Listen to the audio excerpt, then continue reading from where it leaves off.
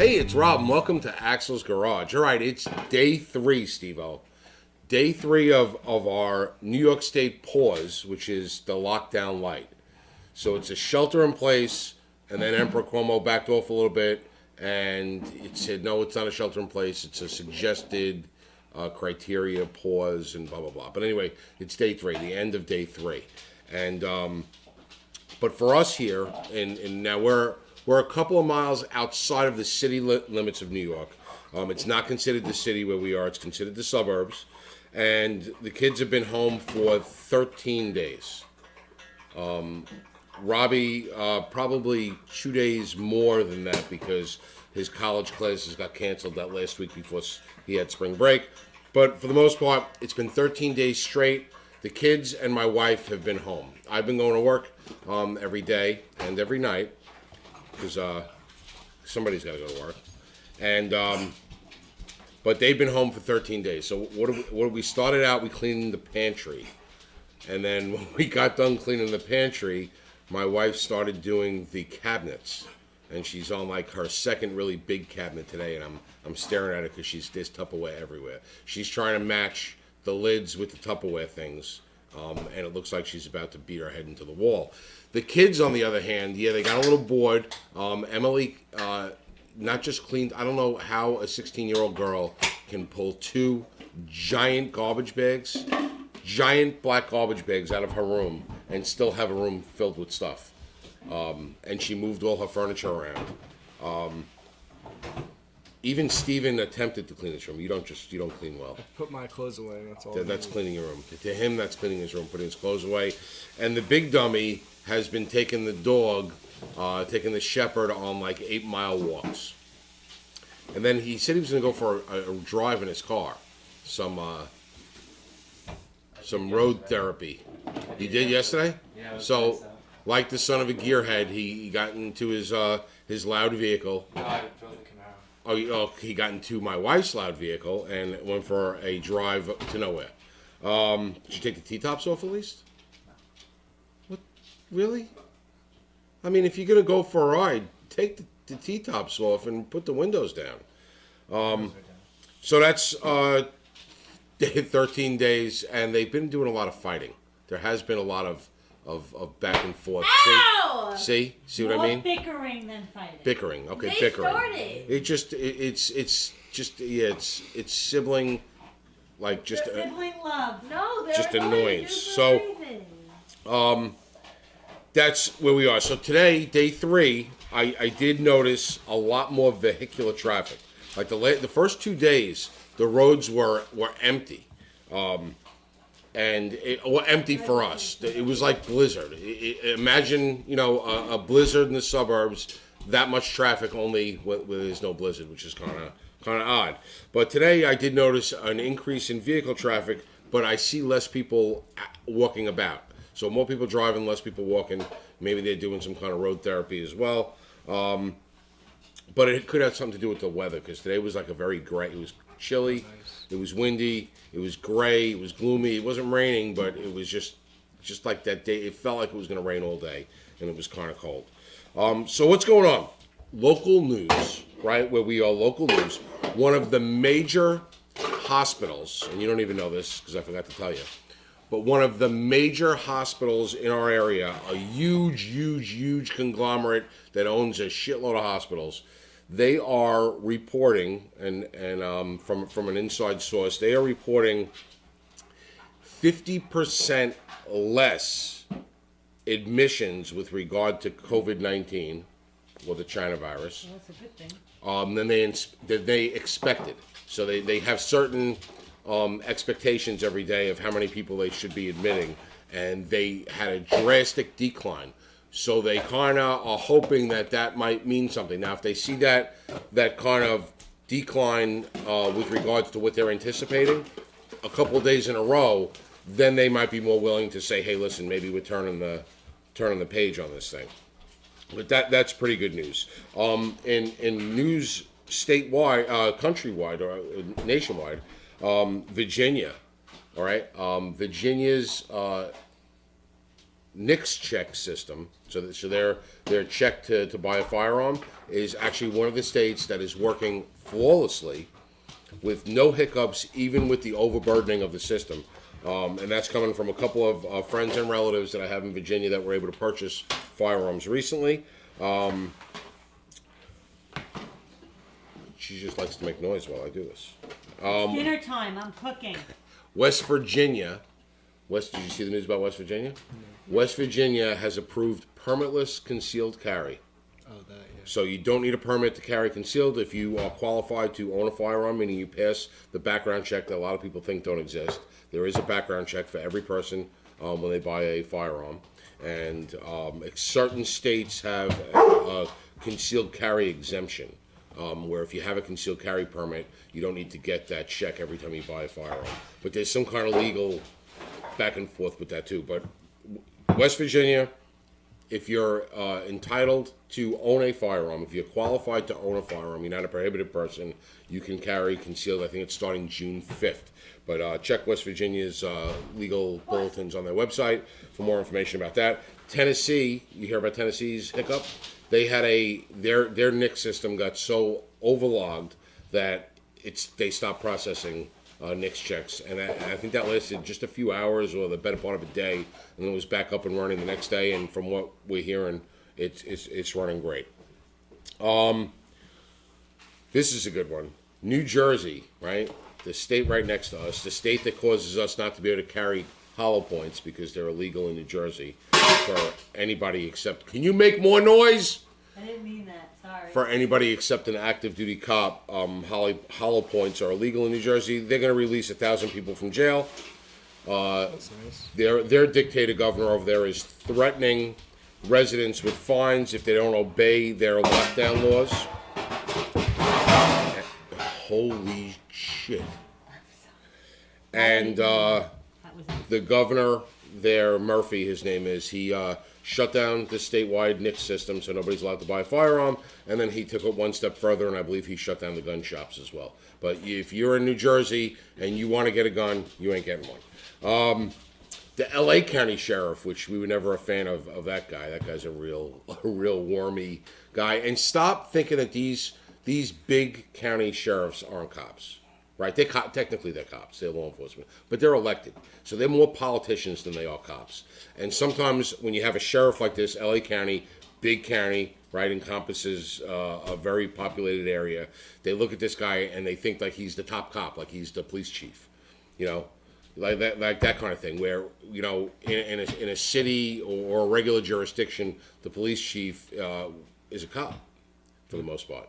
This guy is an elected official, and he's a politician, and he's playing politics just like that ding dong sheriff from Florida, from Brevard County, Florida. But this guy is releasing.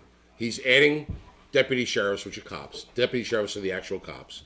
He's adding like 1,300 deputy sheriffs, but he's releasing like 1,800 or 2,000 inmates from jails so that they don't catch the virus. It doesn't make sense to me. It really doesn't. But it's more exposed. But he's also the same sheriff that refuses to issue anyone except people on the special list, which are celebrities and the super rich, a concealed carry permit. So the regular person, as soon as he gets it, it's denied. He's not issuing concealed carry permits, although he claims to be a supporter of the Second Amendment. But whenever he says that, there's always a but afterwards, and that but stands for butthead. So he's also shutting down all gun purchases in LA County, which is a huge county. All right, so that's that. What other news is that? Oh, the Gun Owners of America, they sent a letter to the Department of Justice, the FBI, and the ATF, complaining about these different states having these different issues, whether it's the governors shutting down gun stores, shutting down the background check system, or outlawing certain things. It's still an infringement, and they want to give the heads up and talk about the infringement, and maybe you get a conversation started about because when something like this happens, people go out there and they're buying guns, and they're buying guns. You know, some are panic buying. Some had always planned on buying it but never did, and sees this saying, oh shit, the shit could be hitting the fan. I better buy it now. And maybe they wanted to buy it all along, but they just were procrastinating. And then there's a lot of panic buys, a lot of first-time buyers. But it's an unfortunate situation that you can't exercise your right in certain states because the politicians are infringing on those rights, while other states are saying that gun shops are essential. Yeah, essential. It's an essential service. And if you think about it, the gun shop is the only way you can exercise that right given to us by our Creator and protected in the Second Amendment. Not given to us in the Second Amendment, protected in the Second Amendment. But that's not what this video is about. This video is about day 3 and what's going on in day 3. The only other thing going on is that stimulus package, right? So we talked about the stimulus package in the previous video, and the Senate finally came to an agreement on the stimulus package.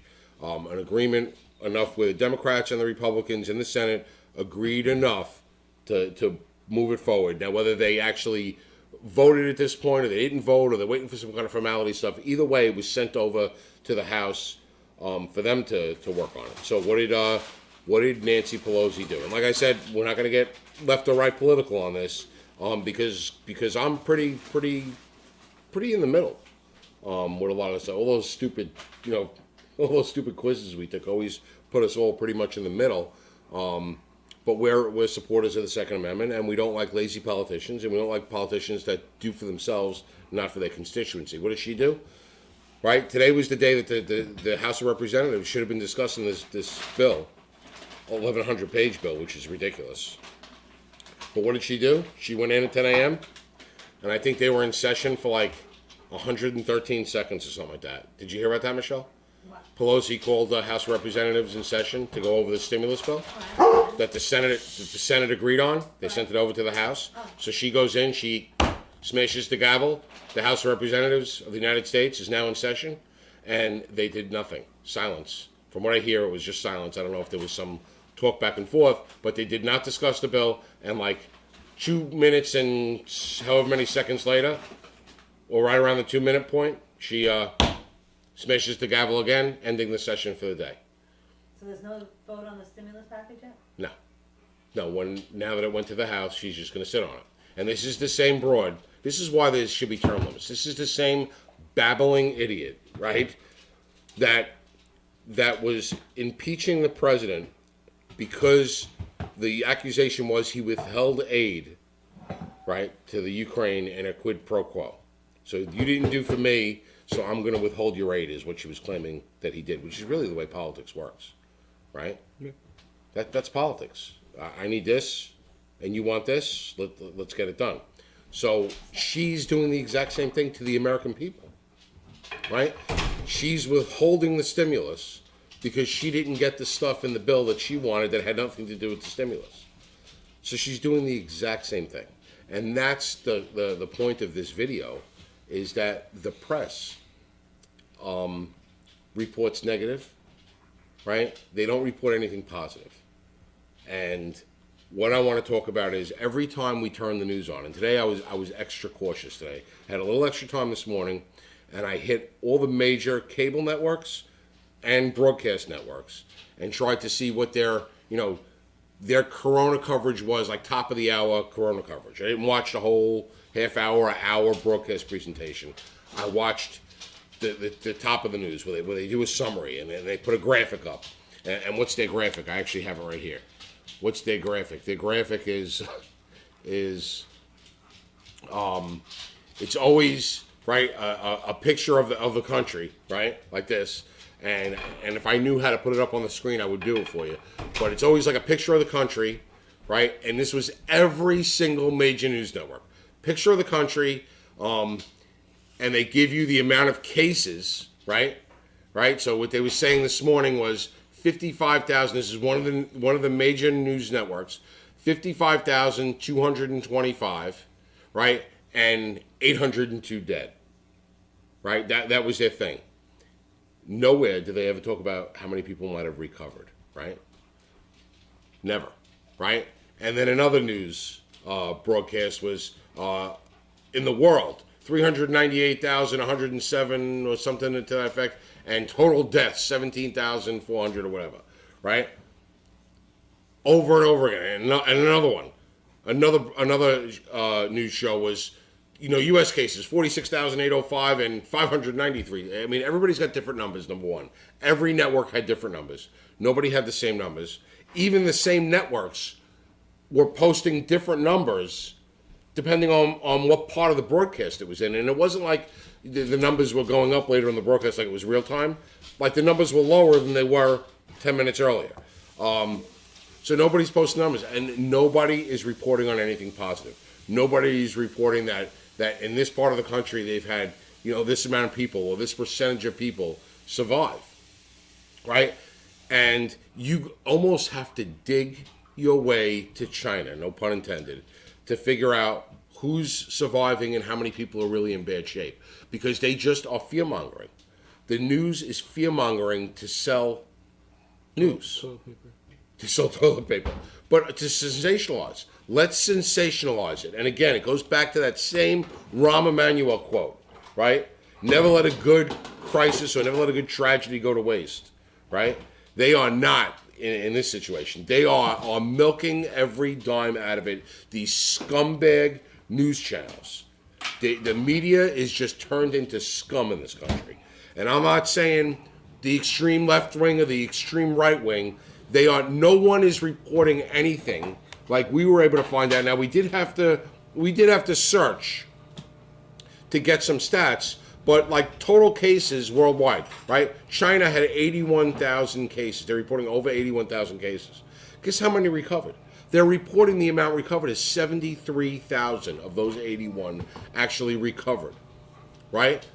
And they're also reporting how many are out of the 81,000, they only had 1,300 or so that were really bad cases, right? Italy, 74,000 cases, and they recovered 9,000 people, right? And they had a lot more critical or serious cases, and they're saying that in Italy, that is for several reasons. Older population, and the average age of the deaths in Italy is like 81 or 82 years old. So they have an older population. They have an unhealthier population that strictly speaking off of health, that the majority of their older population have more underlying health problems than in other countries, in Europe and in the United States. And the third was that a lot of Italy's residents don't have a primary care physician that they see on a regular basis or once a year for checkups if you're healthy. Yeah, but checkup, and it has something to do with their single payer system. I don't know anything about health systems and all the health bullshit. Rarely will you hear me commenting about health systems because I really don't understand how they work. But they're saying that's why Italy is so much higher. And then the United States, right? We're looking at these numbers, right? United States. Total cases, they're reporting it on this agency is reporting about 65,000, right? They're reporting 910 deaths, right? And look at this number here, right here. It doesn't make sense. It doesn't make sense, right? No, because you look, even with this, through recovered, Total recovered. there's still, Yeah. because look here, 6,000 active, through recover, 6,400 Right. total. So they're not reporting. Apparently, either the United States isn't reporting how many people are recovered, or this agency that's putting out these numbers is excluding the United States. I mean, come on, how could we be so far off other than every other country? Look at Iran. 27,000, right, and 10,000 recovered. Got to look at the active cases too. Yeah, and the active cases. I mean, look at who else got South Korea, right? 9,000 cases and almost 4,000 recovered already. And that's 5,000. 5,000 active. Right. So That's not even saying any died yet. yeah. Well, here, if you sort it by active cases, right, we're the most with 63,000 active cases. Right, but we're not, and only, and here's a U.S. number, right? 1,411 serious or critical cases. And then 196 top 1%. Total cases is Top deaths. top deaths, 3 per million, is what they're saying. 3 deaths per every million people. and 196. 196. Top. Like top. I don't know. Really. I don't know what the abbreviation means. But it just seems like we're not reporting. Nobody is reporting the amount recovered. And I think people would want to hear that. I think people wouldn't want the constant doomsday scenario. You know, report that, you know, listen, there's been X amount of new cases, there's been X amount of deaths, but by and large, people are recovering from this thing.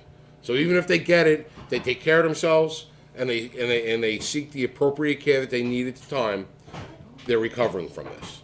Right? The people who aren't recovering are the, you know, the unhealthy to begin with. And that's pretty much the way it's playing out. Yes, there are exceptions. Yes, some healthy people get it and drop dead. We understand that. Right? But why can't you report the good along with the bad and give people a little bit of encouragement and a little bit of hope instead of giving people doomsday scenarios, which drives them to go to the supermarket and buy up all the supplies so that nobody else can have supplies? Because that's what's driving it. That's what's driving the hysteria is the media. And they need to be more responsible in their reporting and report something positive. So today on day 3, I'm pissed at the media. I think the media is doing a shitty job. They're playing politics and they're just sensationalizing a tragedy and sensationalizing what's going on and making people, leading to more panic and more panic and more panic. Just like the rush on buying guns and ammo, right? That's driven by the media because they keep hyping it and they're gonna hype the tragedy. It's gonna make people do that, and then they broadcast it when people do that, and it makes more people do that. And tomorrow, I think we're going to talk about that. Maybe we'll talk about the guns tomorrow. But today it's about the media. Media sucks. Newsweek, by the way, what do we got here? Total recovered worldwide. What do we have worldwide? Here we go. Worldometers.info is giving us worldwide 113,000 people have recovered. Right? Diagnosed coronavirus people have recovered. 113,802 at the time that we're doing this, which is So look at this. 6:15 Pretty much p.m. a 16% chance of dying. 16% worldwide. Yeah. And there's only 4% worldwide. Of everybody infected right now in the world, Michelle, everybody infected right now in the world, Right. only 4% of them are serious or critical cases. That's good. Yeah, but why isn't the news reporting that? That's our point, Right. I don't know. right? And so they're reporting 113,000 people, and Newsweek even, and Newsweek, right? You should be the judge of where they lean, but Newsweek is reporting over 100,000 recovered cases worldwide. So if Newsweek is reporting over 100,000, this place is reporting 113,000. Every other source that we've been able to find all had it at over 100,000. No one more than 113, but no one under 100. It seems pretty good. So that's it today from Axel's Garage. We're on a roll, and we were able in the last couple days, or in the last 13 days that you guys have been home, we were able to shoot some car videos. We got them in editing right now, and we're going to start putting them up for our normal content. We just want to give you an update, day 3 in New York State, on the New York State pause, which is lockdown light. Hope you enjoyed the video, and as always, thanks for watching.